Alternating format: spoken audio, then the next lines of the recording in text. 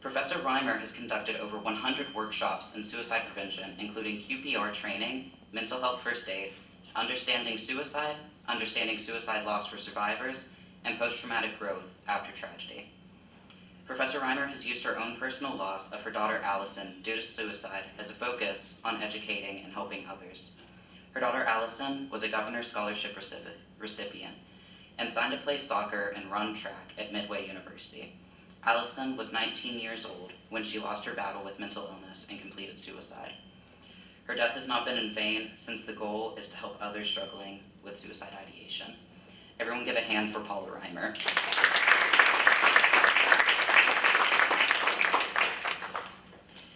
We are also lucky enough to have these three panelists here with us today. I could spend hours talking about them and how much I love and appreciate them and all of the service they do for the community. It took me a long time to type up something concise about these three individuals. First off is Allie Lehman.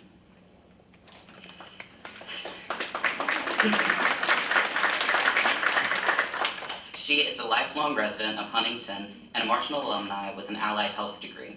She was previously a rapid rehousing case manager at Branch's Domestic Violence Shelter and is now the Director of Development and Community Outreach at Harmony House. Lehman serves on the Mayor's LGBTQ+ Advisory Committee, as well as the Mayor's Diversity and Inclusion Committee. Lehman is a commissioner on the Huntington Human Relations Commission. She is currently running for the West Virginia House of Delegates District 24. Lehman is a founder and the president of Huntington Pride. And in her work with Huntington Pride, she helped organize the first Huntington Pride Festival, which brought over 5,000 people to Huntington. She also helped develop the Cabell County LGBTQ+ resource guide with the help of the Cabell County Stock Team and Branch's Domestic Violence Shelter. We have copies of the resource guide up there on that table for anyone who is interested in it, and we also have our QR code down here for anyone who wants to access it virtually. Another one of Allie's various achievements and great things that she has pulled off for this community and her work with Huntington Pride is she helped to organize West Virginia's first LGBTQ+ youth resource fair and many other events in our city. And in 2022, the Advocate magazine named her one of their champions of pride.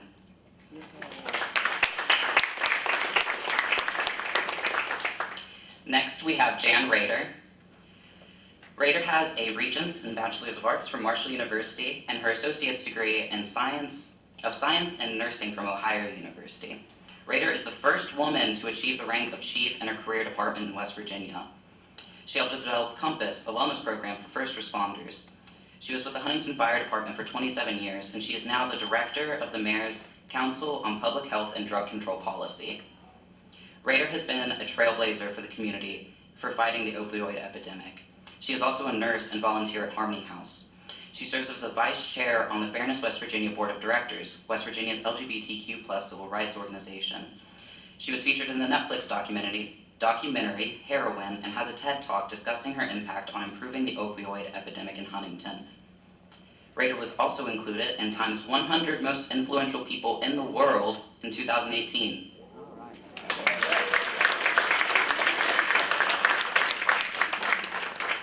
And next we have Dr. McElroy. Dr. Sidney McElroy was a Jaeger Scholar here at Marshall University and graduated from the Joan C. Edwards School of Medicine in 2009.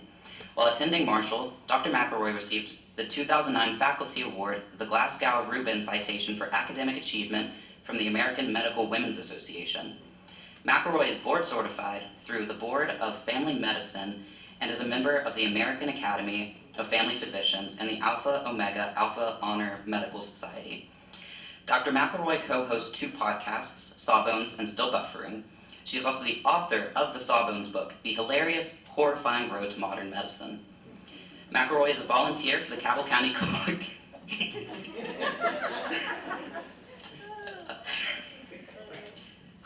McElroy is a volunteer for the Cabell County Coalition for the Homeless and runs a clinic at Harmony House for their clients. In 2021, Dr. McElroy received the Harmony House's Heart for the Homeless Reward. In 2021, she and her husband were the keynote speakers for the Fairness West Virginia's annual gala. Dr. McElroy is now running for the House of Delegates, District 26.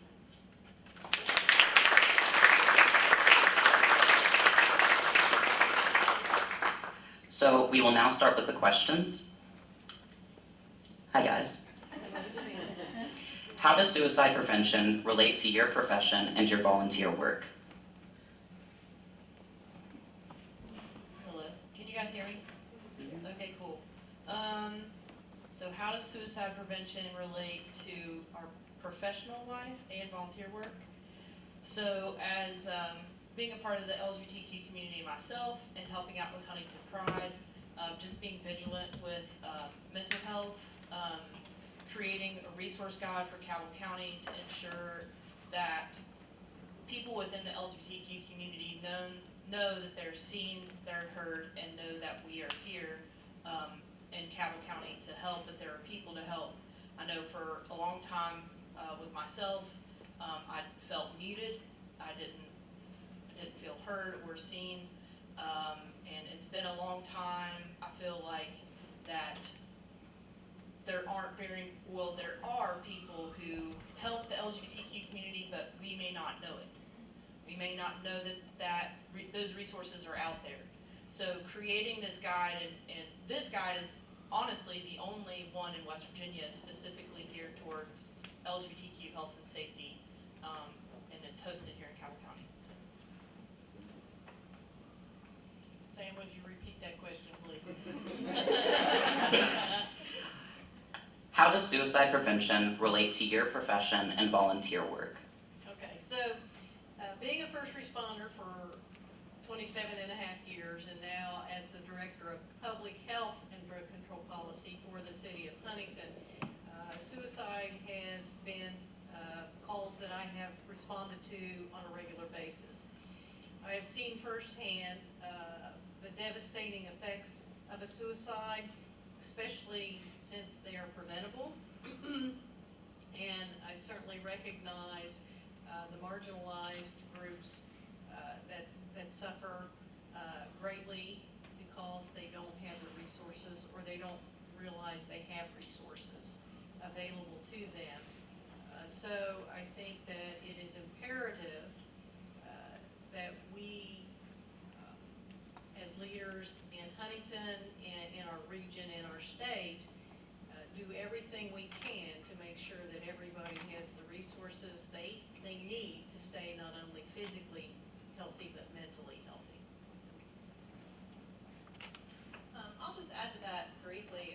So throughout my training in medicine, and I did a residency in family medicine, I would say that we are not given nearly enough information, and this may be different if you actually go through a psychiatry residency, but for the rest of us, not nearly enough training in suicide prevention. So a lot of what I have learned has been a result of working in an area where a lot of my patients don't always have access to mental health professionals, and so by default, I'm trying to fill that gap for them.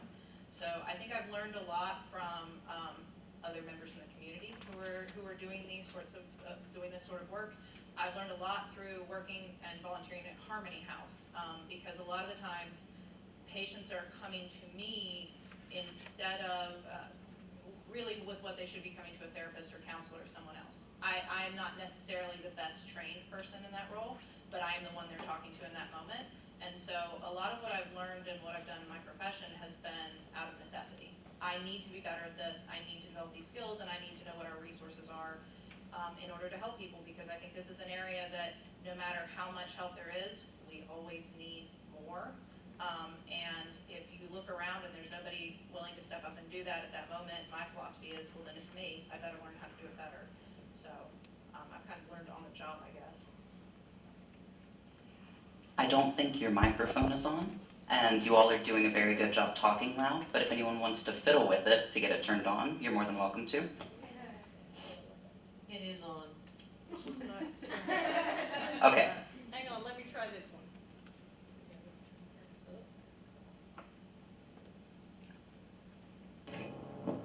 Can you hear this? Oh, that's better. Yeah, that's a lot better. Okay, but maybe because that's close. It's off.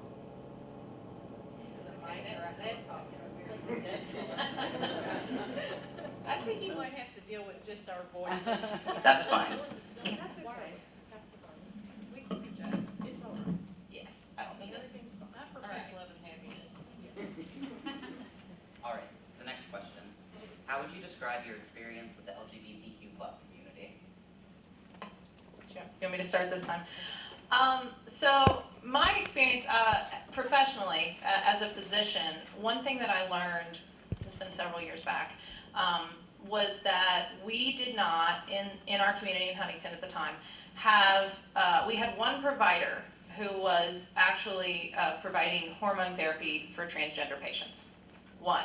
And it was a provider who was trying to retire, I think, but since he was the only one in town who was willing to provide this necessary care, was still working, and therefore there were not enough resources for these patients. So the first thing I stepped up to do was I met with him and said, train me how to do this.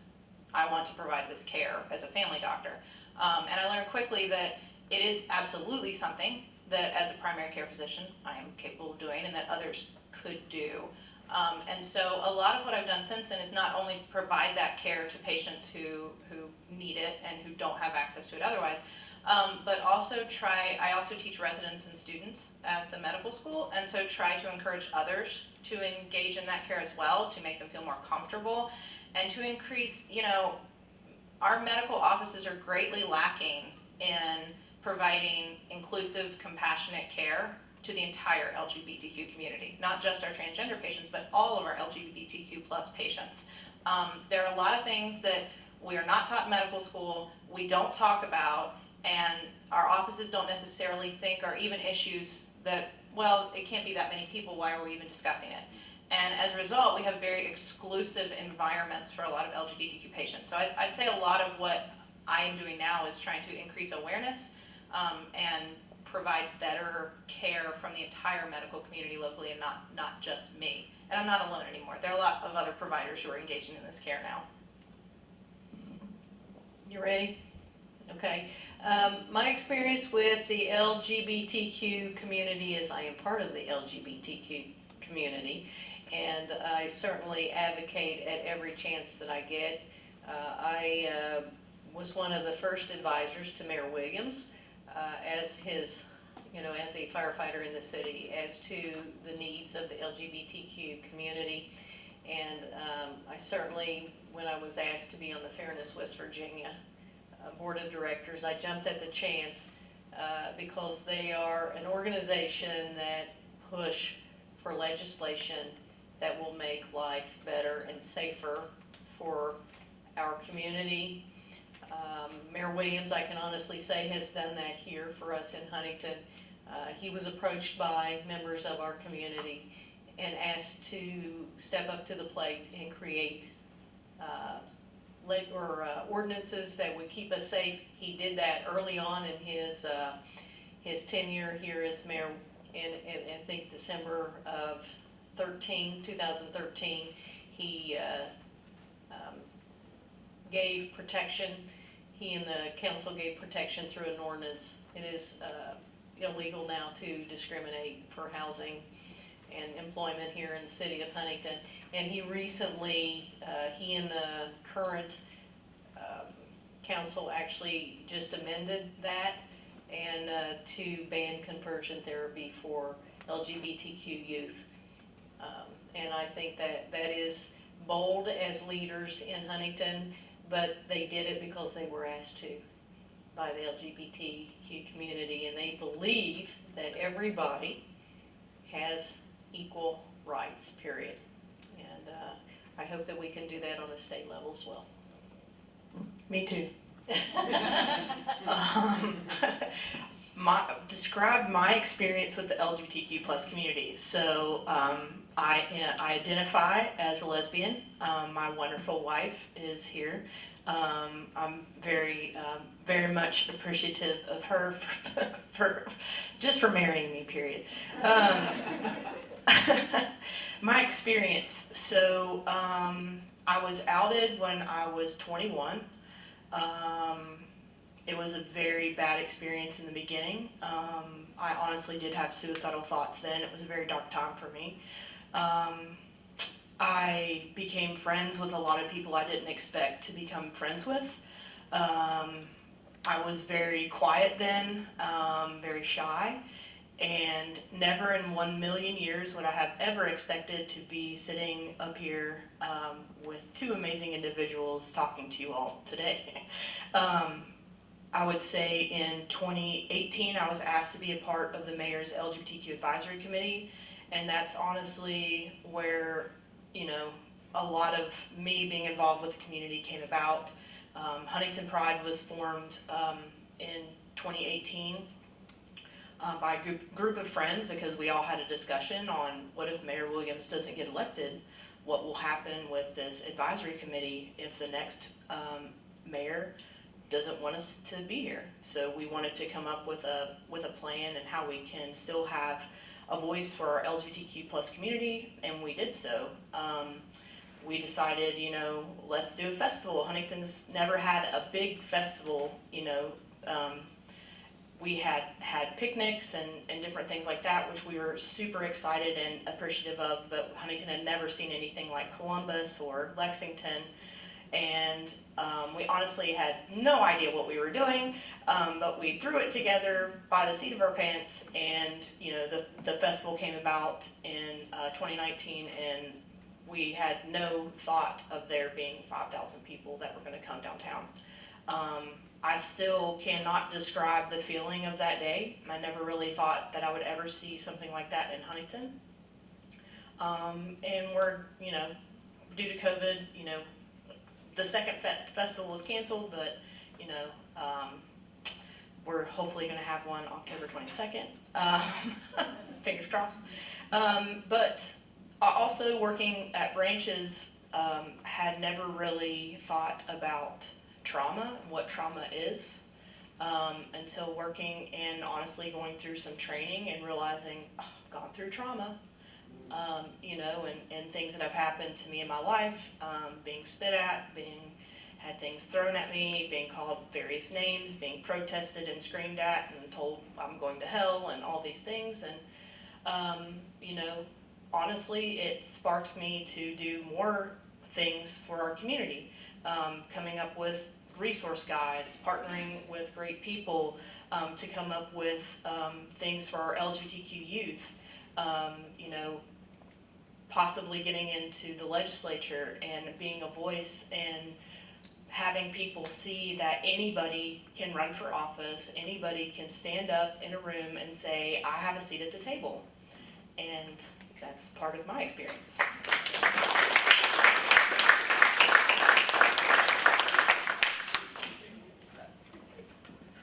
All right, the next book. Yeah, it's kind of important.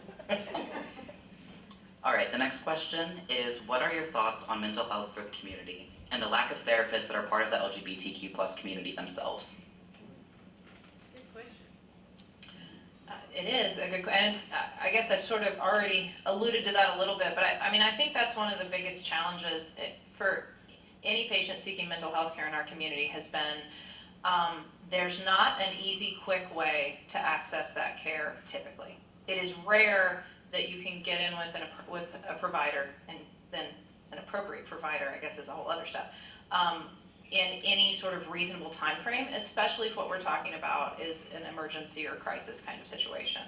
I think what a lot of us have tried to do in primary care is get better at it ourselves, to be able to be that first sort of triage to figure out how acute is this issue, and can you wait until I can make you an appointment with a counselor? Can you wait until there are resources available for you?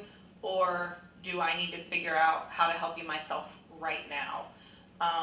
The list of providers specifically who, and I wouldn't even say their specialty is always necessarily, you know, issues that the LGBTQ community faces individually, but are just open and you can expect a good experience with, it's growing.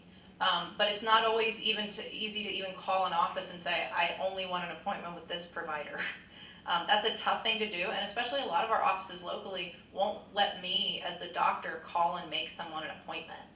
The patient has to reach out and try to get that care themselves. So now you're putting someone on the phone who has to say, not only do I need an appointment with this type of provider, but I need a provider who specifically will be inclusive and compassionate, you know, to me as a member of this community, that's a tough thing to put someone in the position to have to advocate for themselves. It's tough for anybody, but especially if we're talking about some of our younger patients who are, you know, that medicine is intimidating. The whole process is intimidating. Getting a dentist appointment can be intimidating.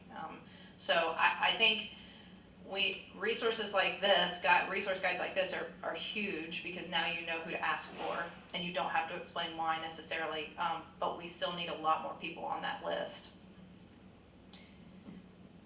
You know, we don't have enough providers in other areas as well. I do see that it has improved since I was young. You know, when I first started going to Marshall years ago, there were less providers, and especially that would be willing to talk to a young lesbian that might be struggling, you know, here at Marshall. So I think it is getting better. Is it fast enough for us? No. Not only do you have specific traumas to each individual, but then you add on top of that, you know, COVID and the isolation that caused, that brought more trauma to a lot of people.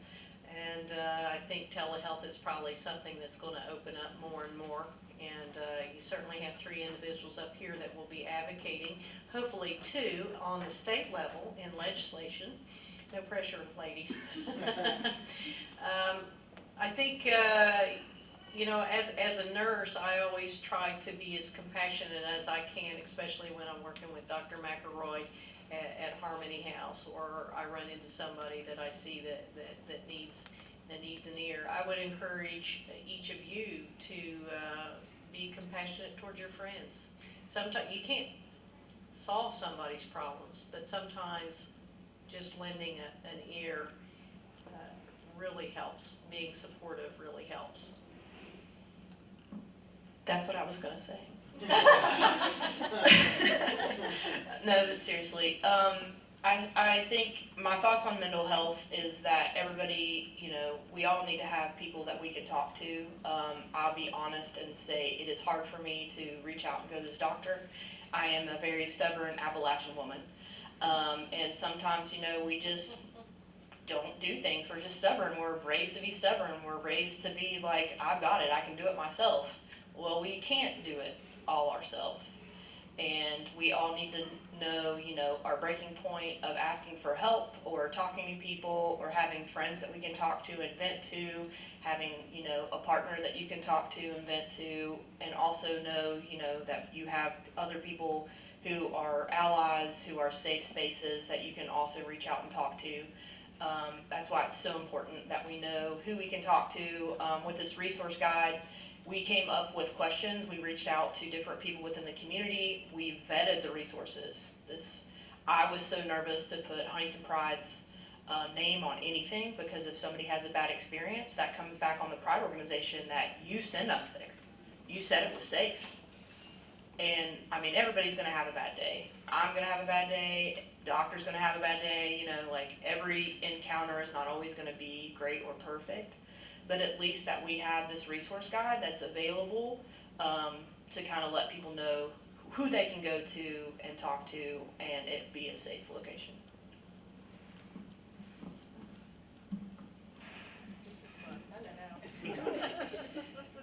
So the next question is kind of a follow-up to the one we just answered. How can therapists that are not part of the LGBTQ plus community provide empathetic treatment? Well, I think one thing, Allie, what was your statistic?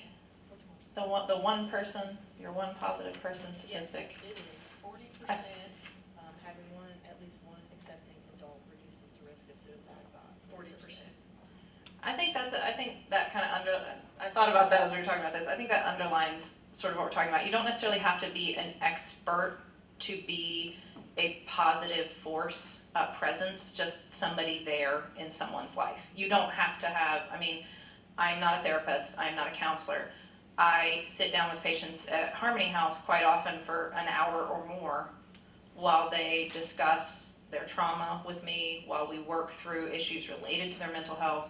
And I am not professing to be the expert. I'm not providing something that I'm not licensed to do. But in that moment, what they need is someone who is open, and non-judgmental and listening. And I think that anybody, no matter what your level of expertise, you can do that. And that applies to everything. All patients deserve that and need that. We all do. But in that moment, I think just being that, I'm not going to assume anything about you. I'm going to let you tell me. I'm not going to judge anything you say. And I'm not going to tell you you're wrong. That's a big thing for feeling the way you feel. To tell people that their feelings aren't valid, which we all sometimes are guilty of doing in ways that I think are well-meaning. Oh no, you don't feel that way. Oh no, because you don't want somebody to feel that way. But I think it's really important to acknowledge someone's feelings, make sure they know they're valid for feeling that way, but that you're still there with them in that moment, supporting them and not judging them. We all are capable of doing that. Yes, and you know what, I'm privileged to not only be friends with the two ladies up here, but actually work with them on Tuesdays at Harmony House. And you know, Sydney is not part of the LGBTQ community, but I see her give care to individuals day in, day out, the way it should be. Non-judgmental, empathetic.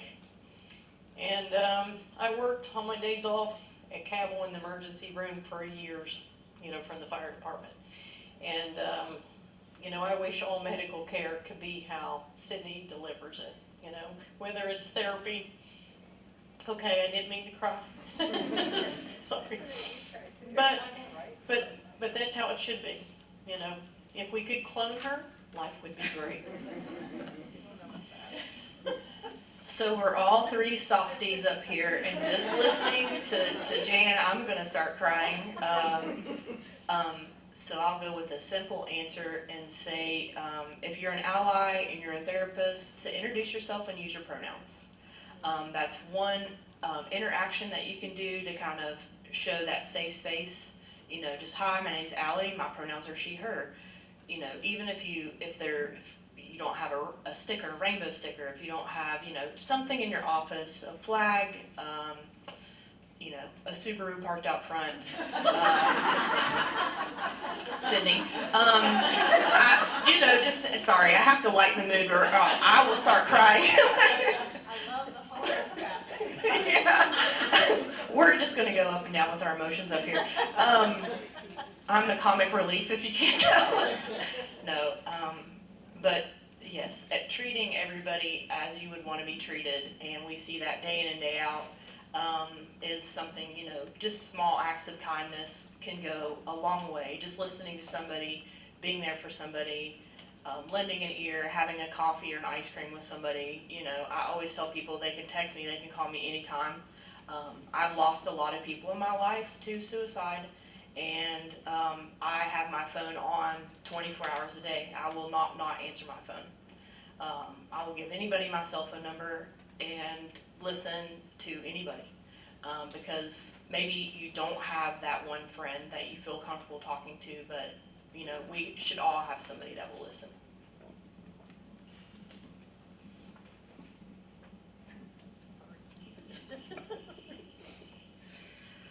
What kind of resources or training do you use and recommend for the public to have that can bring a better understanding of mental health and suicide in the LGBTQ+ community? Do you want to start? I feel like you should. Yeah. So we have a resource guide put together for Cabell County. The resource guide up here, there are stickers on campus. I know that they're in some restrooms in the library because a friend of mine that works here at Marshall put them there. Also, the Trevor Project. The Trevor Project is a great resource. I wrote down the hotline number if anybody wants it. There's also a text number that you can text to call. We have resources in Huntington, Goodwill in Huntington. They're also part of the Open Wall campaign that the city has. The Open Wall campaign through the city, there's almost 300 businesses that are a part of the Open Wall campaign. And basically, you're taking a pledge to serve somebody no matter race, religion, gender identity, sexual orientation, income status, or disability. And you go onto Facebook, you can find this list. I know my wife and I used it when we were planning our wedding, to ensure that we were not going to be turned away to refuse services, which you can't do that in Huntington, but also I don't want to hear that when we're planning our wedding. But these resources are available. The Trevor Project nationally is a great resource. I highly recommend. Even if you need a coming out guide, they have it on the Trevor Project. If you need any type of resource, you know, Fairness West Virginia is a great resource. We also have them on our resource guide. There are a lot of great resources within West Virginia, you know, and hopefully that you'll find what you need. Ditto, what she said. Yeah, actually, Fairness West Virginia has somebody on staff that actually goes into school systems and talks about the community, and it's a really good thing. So a lot of resources out there. I wish we would have had Google when I was a little kid. But yeah, a lot of good places that you can go. I know we have a national number, suicide number now, 988. I'm not sure if they do warm handoffs. Do they do warm handoffs? They can. Certain areas actually do that. That's excellent. So I look for that to grow, and hopefully that will be a very positive thing for this country.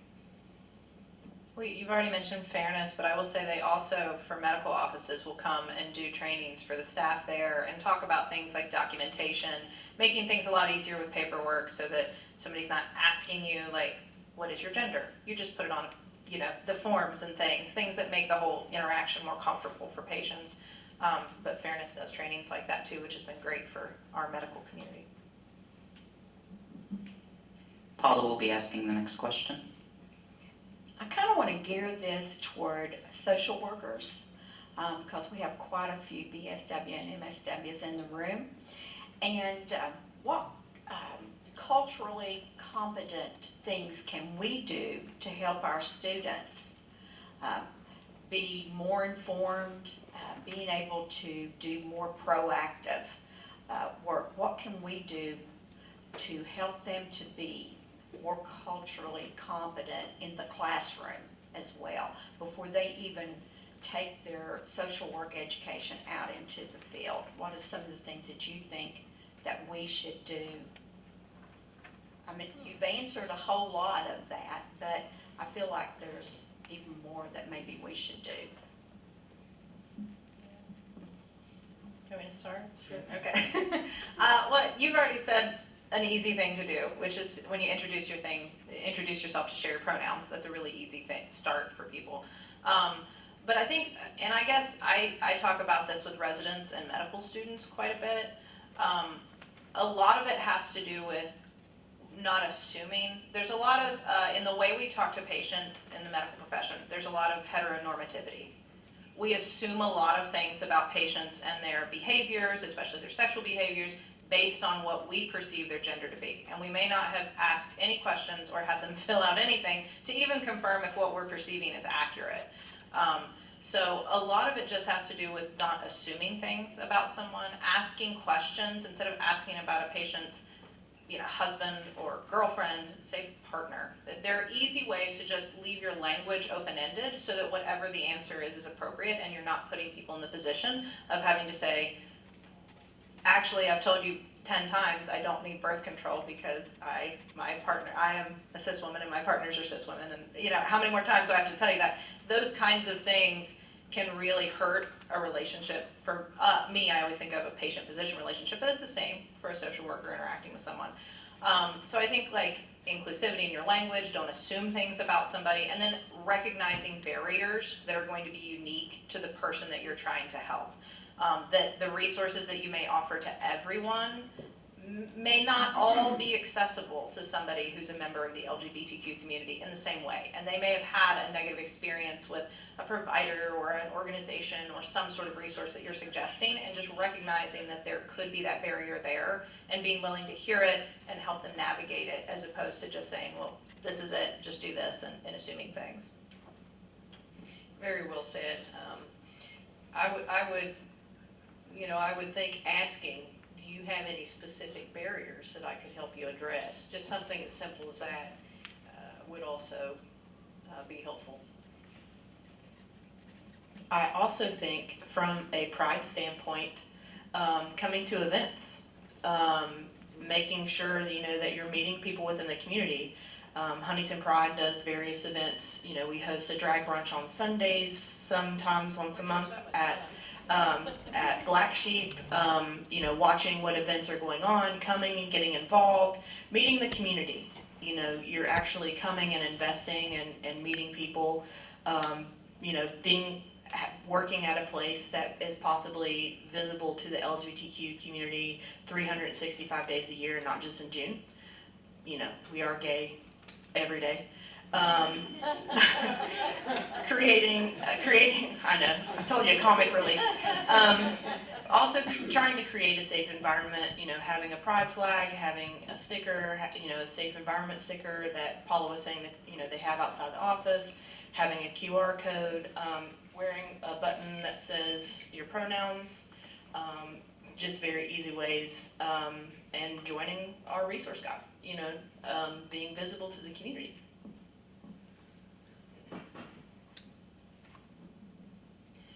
The next question is, what impact can positive representation have on members of the LGBTQ plus community's mental health?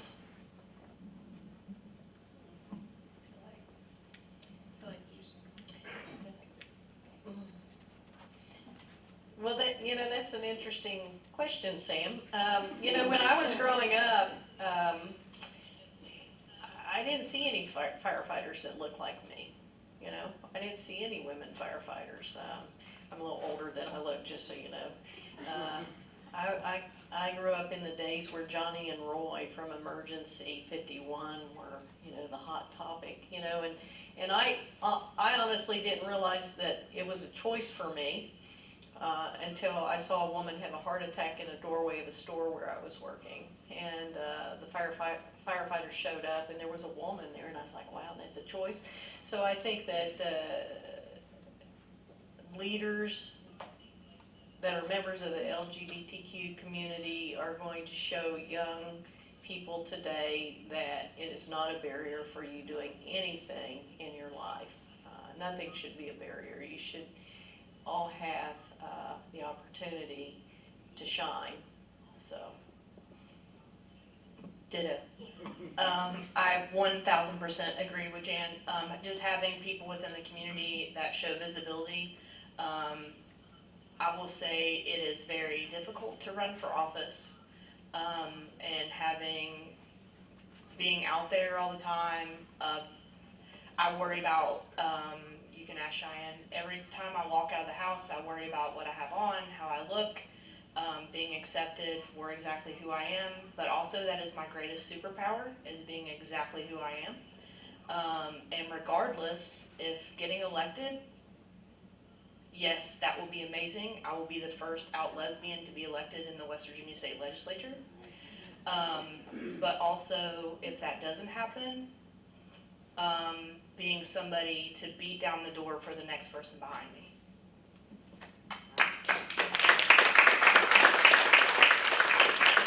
And also, even, if you're not necessarily a member of the community, the other thing is, I was asked to help lobby against the trans athlete ban that the West Virginia legislature took up a couple years ago.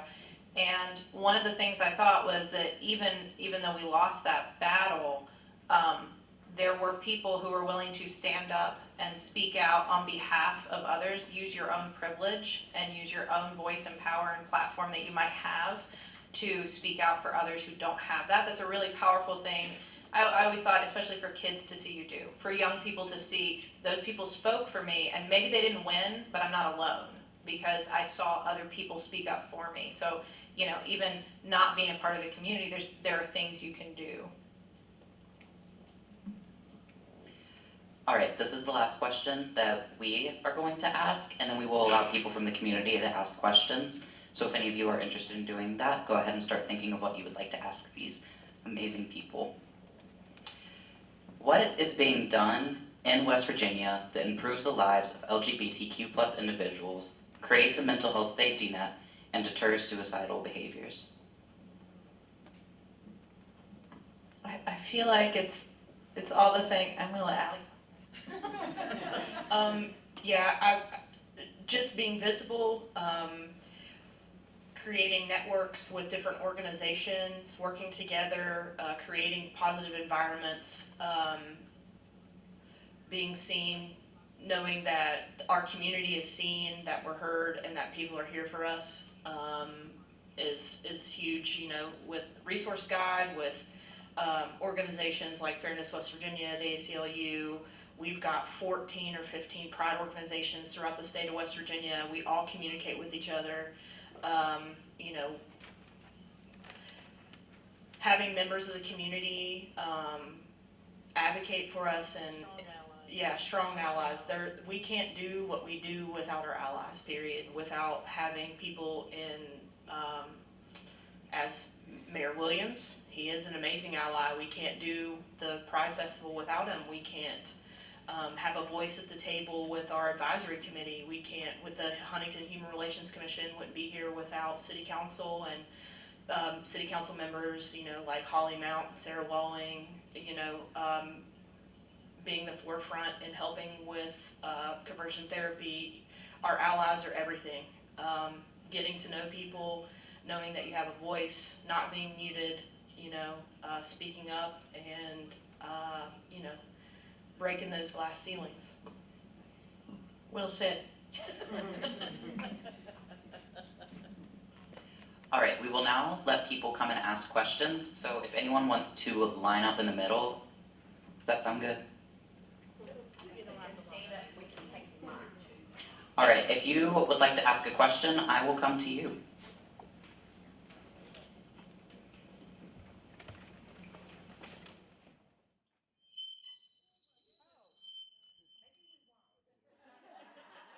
That was a lie. If you would like to ask a question, please come here. Thank you. Can I start facing them? Do I have to back them?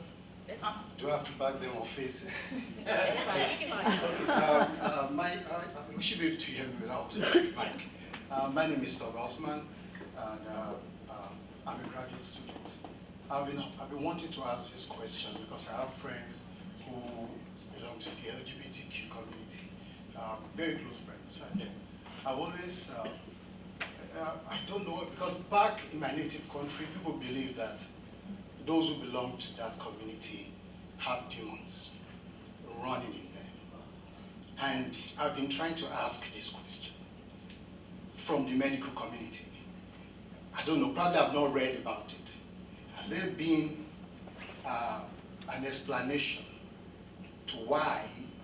Because sometimes you see some things happen to you without you choosing those things, not by your own choice.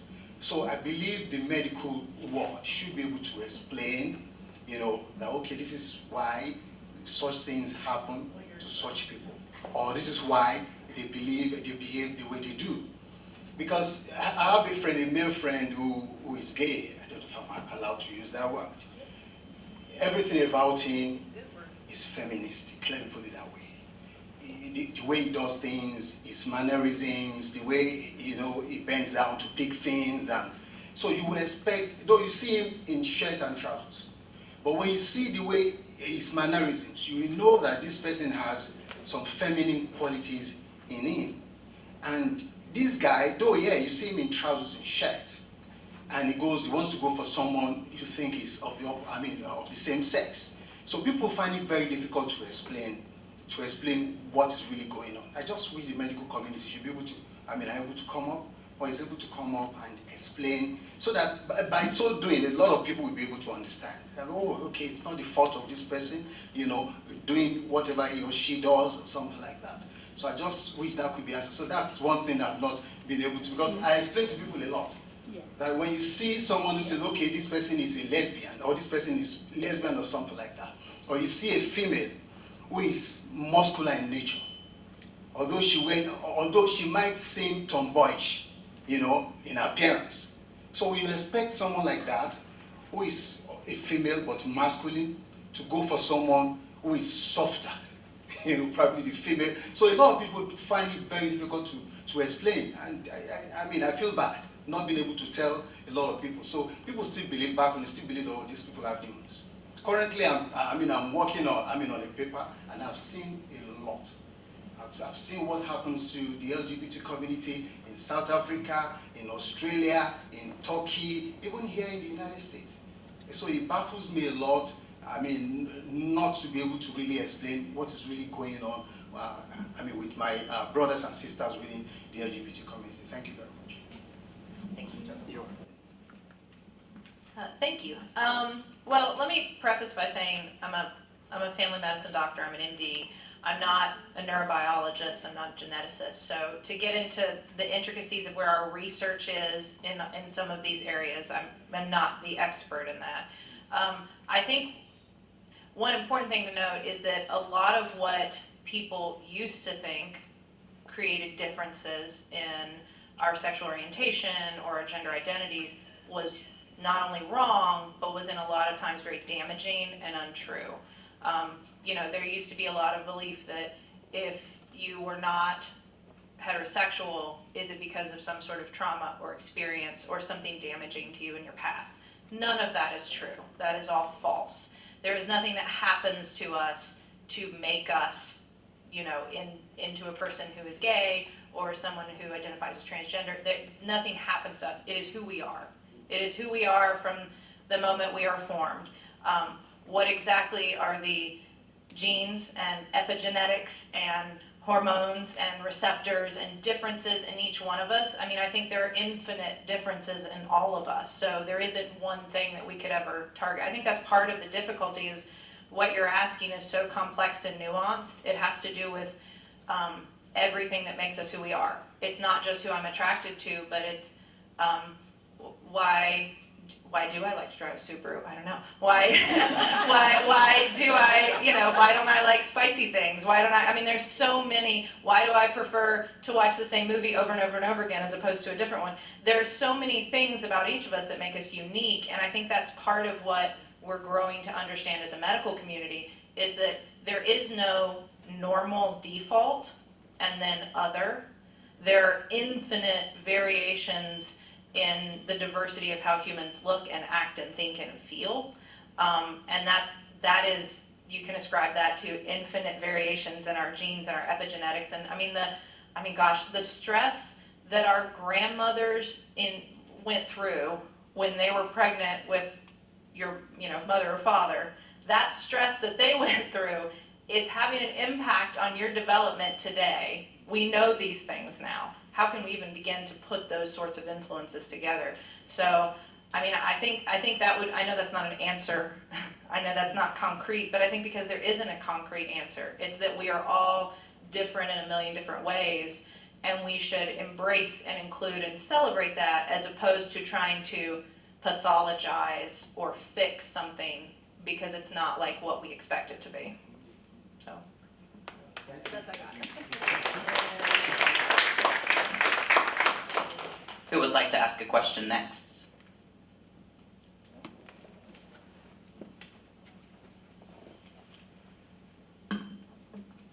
So, Love your shirt, by the way. oh, thank you. My mom actually got it for me. Someone I know went through a very, I don't necessarily call it traumatic, but they tried to come out to their parents as bisexual, and their parents essentially said, no, go back to your room. How would you combat that without, outwardly being hostile to their parents? Because I kind of can't do that.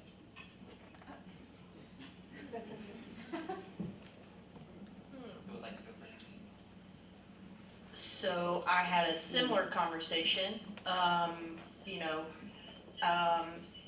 used to be engaged to a man, and obviously that didn't work out.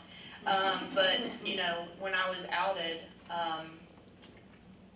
one of my first conversations with my mom, and my mom is very loving and super accepting now, but I think in a reaction in '99, which things were a lot different then than they are now. There weren't a lot of people out, and you know what I mean? Like, I feel like Ellen had just come out and basically got fired and different things like that. There weren't a lot of LGBTQ icons at that time that my mom was like, no, you won't be that way. But I think his reaction was in protection rather than in a, I don't want you to be that way. It took a long time for us to have a conversation, you know, and I didn't like really say until I was probably like 30, like, Mom, I'm gay, like, you know that, right? You know what I mean? I had introduced her to different partners and everything like that, but I would just say, you know, sometimes having continuous conversations with parents or with friends, you know, may make a better, you know, environment. I know some parents are not always accepting and some will never be accepting. And that's okay because you have one big family. We all have a given family and a chosen family. And I have a lot of chosen family members. We're all family within ourselves, you know what I mean? I don't know if they answer your question or not, but I can.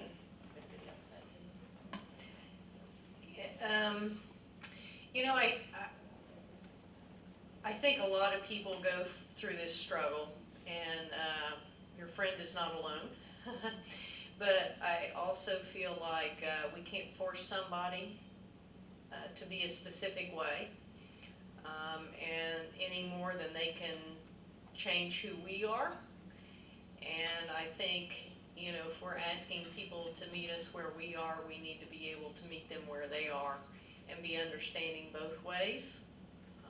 Maybe eventually it will work out, but be who you are and be proud and rely on your chosen family.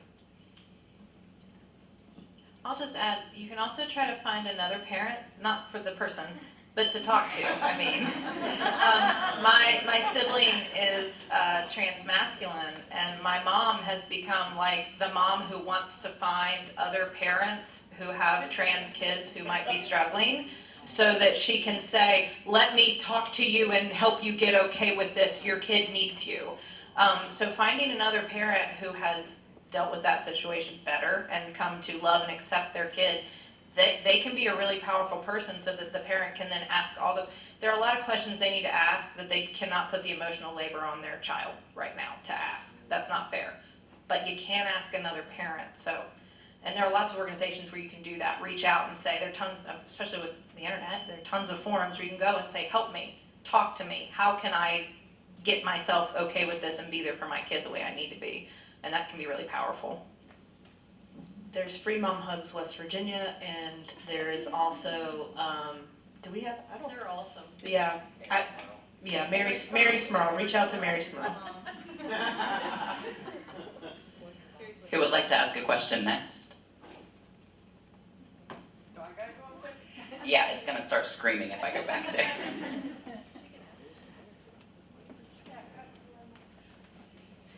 You have to use the mic. Oh, that's fine. How are you actively helping the LGBTQ community while running for office?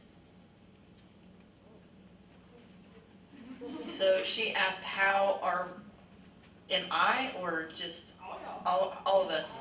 Well, Sydney and I guess. So Sydney and I are actively running for office, and how are we also helping the LGBTQ plus community? Yeah. All right. Well, as president of Huntington Pride, continuing to just do what we do, creating events, helping with the resource guide. I wear many hats, but I'm one person.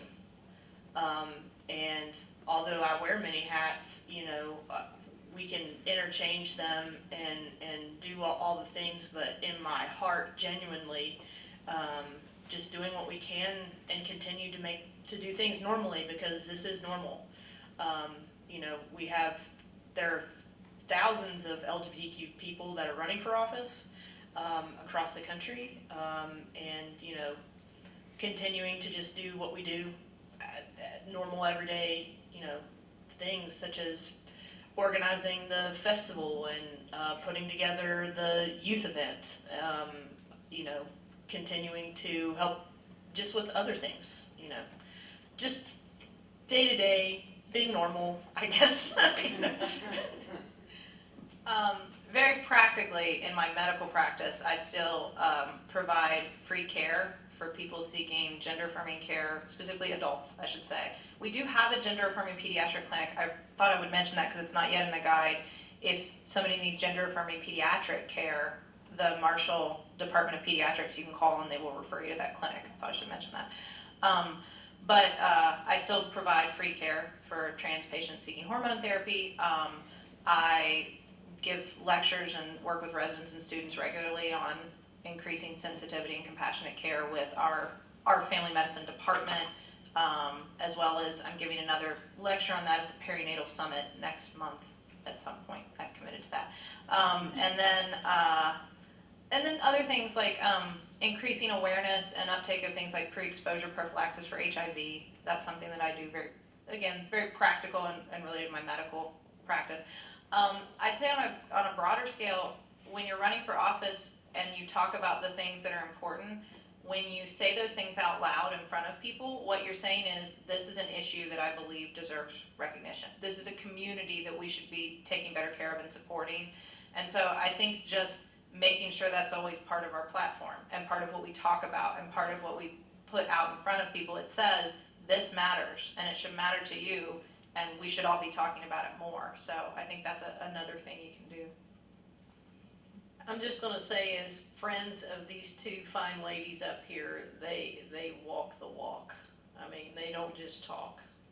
They live it and they walk it every day.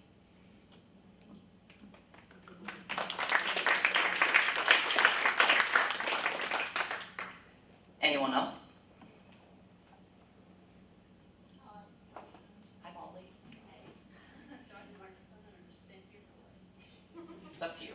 I'll just stand here. Okay. First of all, I just want to say I'm kind of fangirling. It's not creepy. I promise I'm not a scholar. I follow you guys I follow Harman House, and so you guys are pretty embarrassed to me. But I'm from around here. But also, I'm a student of the psychology department, and I would like to be a therapist. It's pertaining to mental health. But I want to be able to better serve my community later on. But what can people do like right now if they're students or maybe like don't have, full training in mental Like for the LGBTQ community? Well, you can always volunteer for events.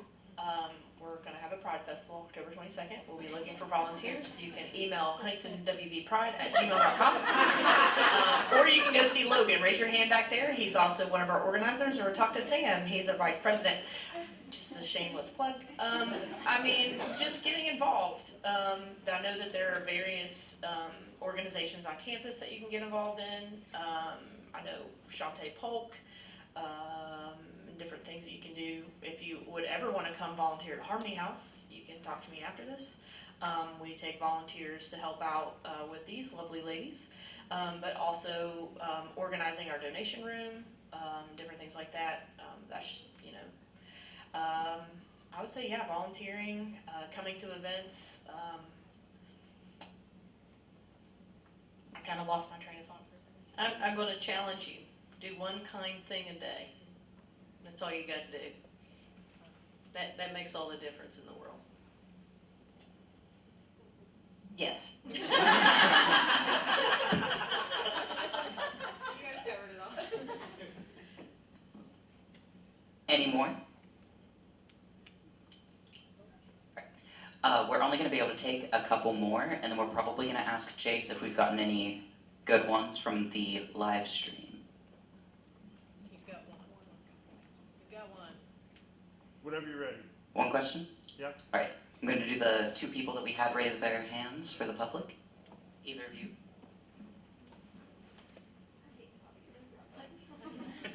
Hi, I'm Kara, and I'm getting my master's in social work. I guess the question that I have is, like when you were younger, if you went to a social worker, since a lot of us here are hopefully going to be social workers, if you were a teen and you came to the social worker, and what can we say to you to make you kind of, as an LGBTQ plus youth, to breathe a sigh of relief, beyond putting a flag or using pronouns, which are important, but what would be, in your experience and your personal experience and the experience with the community, what would be important for us to say to you to make you feel like it's going to be okay? I don't know, maybe play a little Melissa Etheridge, have a sign that says no judgment zone, I don't know. I would honestly just say listening mostly, and just saying exactly what you said, that everything is going to be okay, because it will. It takes time. It takes time to figure out who you are exactly. It takes time to get invested in the community if you want. Not everybody, is an advocate. Not everybody is out, so loud and proud, and we all are at different levels in our lives.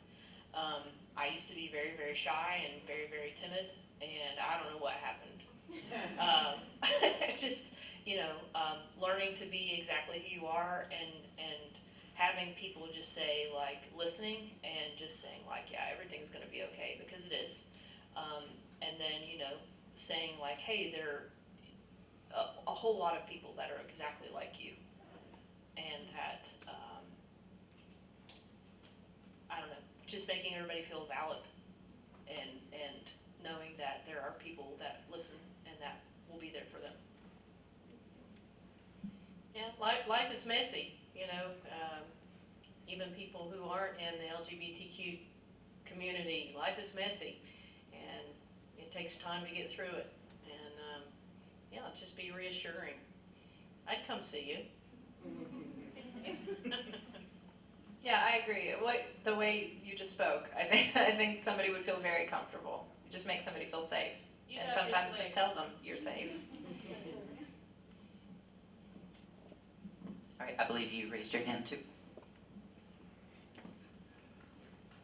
So I'm a person in long-term recovery from substance use disorder and mental illness. And when I came into recovery about 5.5 years ago, I started my work in Lincoln County.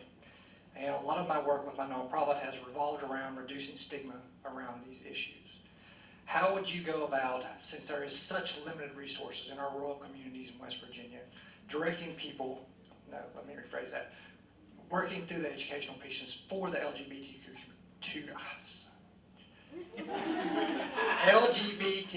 community in our rural communities, let me spit this out, I'm getting tongue-tied, to better serve that population, that community in those areas in West Virginia?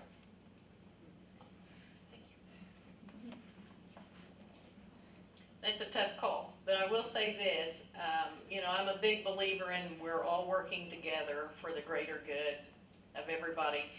There's a subcommittee of the governor's main committee on substance use disorder in the state that's working basically on a stigma educational piece.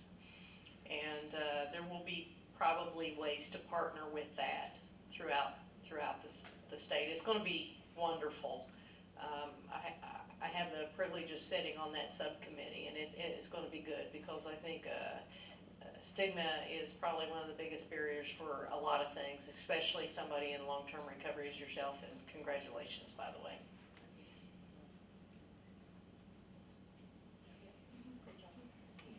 You got one question? Yes.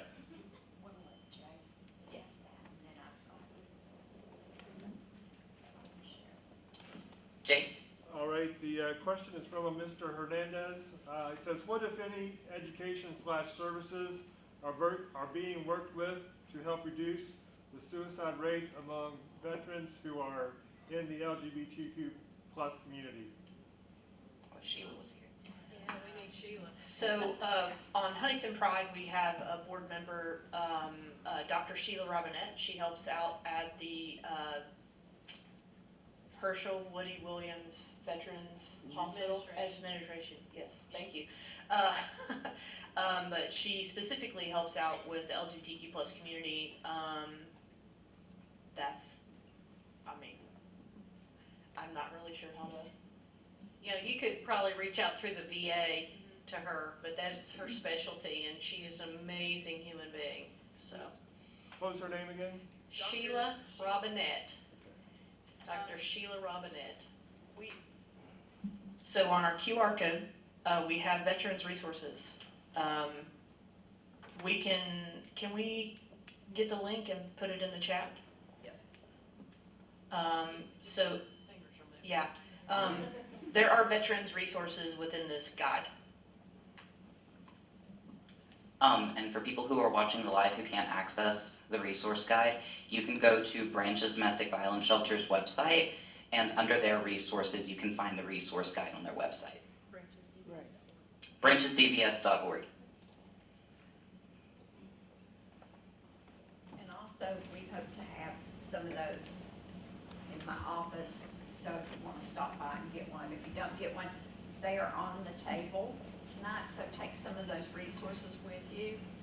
One of the things that I had shared with our panel members is some stats that I feel like that you all should really kind of know about, especially since we have a lot of social work students here tonight. But West Virginia had, and this is tough because this particular piece is considered under what is known now as deaths of despair. And it's people that have issues with substance, alcohol, and mental health issues or mental illness issues. And within this, West Virginia was number 1 in our nation in loss. And this was 2020 that these stats were, that we're looking at. And when I looked at this, it was really, it kind of blew me away. But the increase from 2019 to 2020 was 37% increase. We had 116 deaths from overdose and suicide, and alcohol poisoning was 116 per 100,000 people. And we know, like this gentleman said, in our rural areas, we are so underserved. We know that. Our goal in our program, our social work program, is to turn out good social workers, to turn out good graduate MSW social workers, so that you can work in this field and make a difference. That's our whole goal, is to be able to equip you to be able to do this, to make a difference in people's lives, to change these numbers around. When I looked at the 2020 drug-induced deaths, it was 1,397 for our state, for West Virginia. Jan asked me before we started what year I come to Marshall. I come to Marshall August 2016. Does anybody know what happened in August of 2016 in Huntington, West Virginia? There were like 27 overdoses. Within so many minutes. Yeah. 4 hours, 4 hours. 26 and 4 hours. And so that was eye-opening to me. I knew the stats in Lexington, I knew the stats in Ashland, but when I come here, and that was powerful because I thought, what can we do to make a difference here at Marshall University with our social work students and help them to help our community?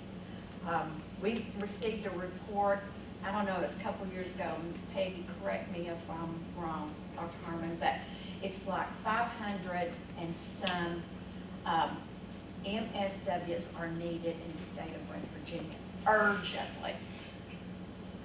And so we're looking at communities that do not have a therapist, that do not have a clinical social worker.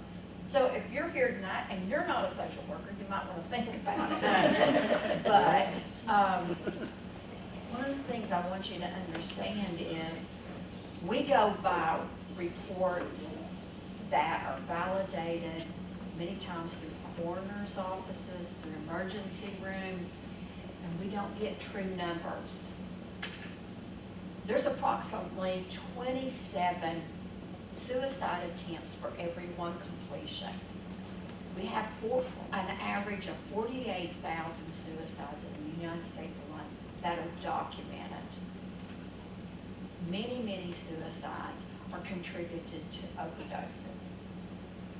And so we've got to understand that suicide prevention is not only very much a problem for just certain communities, because we hear a lot about it for our veterans, we hear a lot about it for the elderly even now. But we need to understand that these people are making a difference in a community that is also underserved, that is also very high risk for suicide. And do you know what age group that is very much affected? With kids that are questioning their identity. We see suicides as young as 8, 9, 10 years old with children that are questioning their identity, that don't have a lot of support. And it is one of the fastest growing groups, is from 8 to 17 in suicides.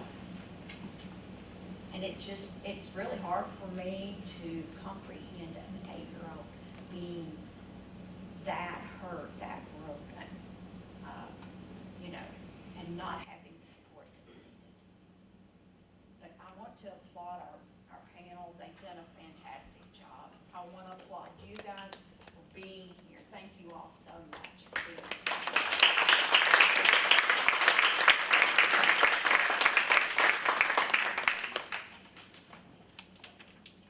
I can't thank the three of you enough for being here tonight. These are some of the busiest people in the world, and we are very fortunate that they were able to carve out time for us to talk about this.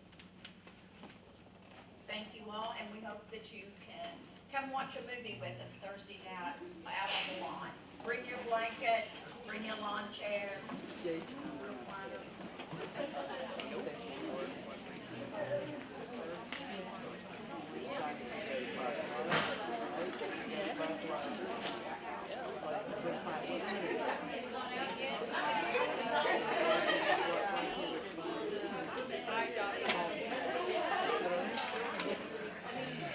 Oh, really?